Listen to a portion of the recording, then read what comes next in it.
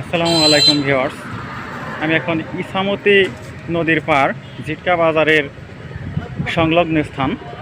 এখানে একটা লেখা দেখে আমি থমকে দাঁড়ালাম, একটু মন চাইলো ভিডিও করতে, তাই কিন্তু এই ভিডিওতে হাত দেওয়া। কি সেই ভিডিও এখনই আপনাদেরকে আমি দেখাচ্ছি। কি সেই ভিডিওটি, হ্যাঁ সাথেই থাকুন। এই যে অনেক লেখা দেখতে পাচ্ছেন দেওয়াল বরাবর। কারোর ওপর রাগ করে থাকার অর্থ হলো নিজে বিষ খেয়ে অন্যের মরার আশা করে থাকা, ক্ষতিটা তোমারই হবে, এটা বলেছেন ভগবান শ্রীকৃষ্ণ।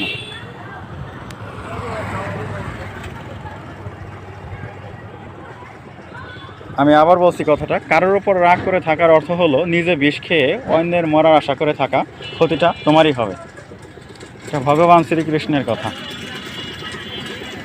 কথাটা কিন্তু তাত্ত্বিক, অর্থপূর্ণ।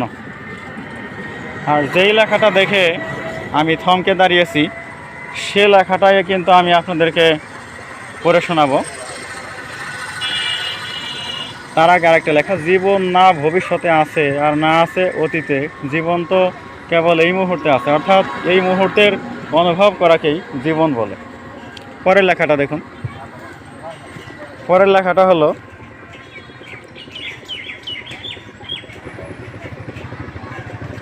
হলো, দেখুন, যে ব্যক্তির মধ্যে অহংকার মাত্রা যত বেশি সেই ব্যক্তির জ্ঞানের পরিধি ততই কম। শ্রী কৃষ লেখাটা আমি তো সম্ভবত লেখাটা পুরো লিখতে পারেন নাকি আমি জানি না, শ্রী কৃষ নামে কে ছিল জানি না। আর এই যে সেই লেখাটা, যে লেখাটার জন্য আমি এই ভিডিওটিতে হাত দিয়েছি, সেই লেখাটা হলো, সমস্যার সমুদ্রে ডুবে আছো বলে আতঙ্কিত হও না, সৃষ্টিকর্তার ওপর আস্থা রাখো, হয় তিনি তোমায় টেনে তুলবেন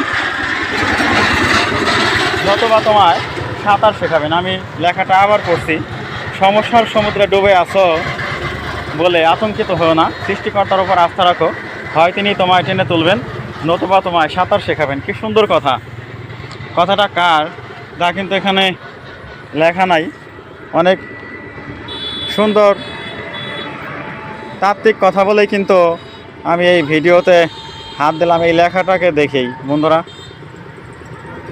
কেমন লাগলো তোমাদের এই ভিডিওটুকু উপহার দিলাম, কেমন লাগলো তা অবশ্যই কমেন্টে লিখে জানিও। আর ভালো থাকো, তোমাদের সুন্দর জীবন কামনা করে আমি মোহাম্মদ রফিকুল ইসলাম এই শর্ট ভিডিওটুকু এখানেই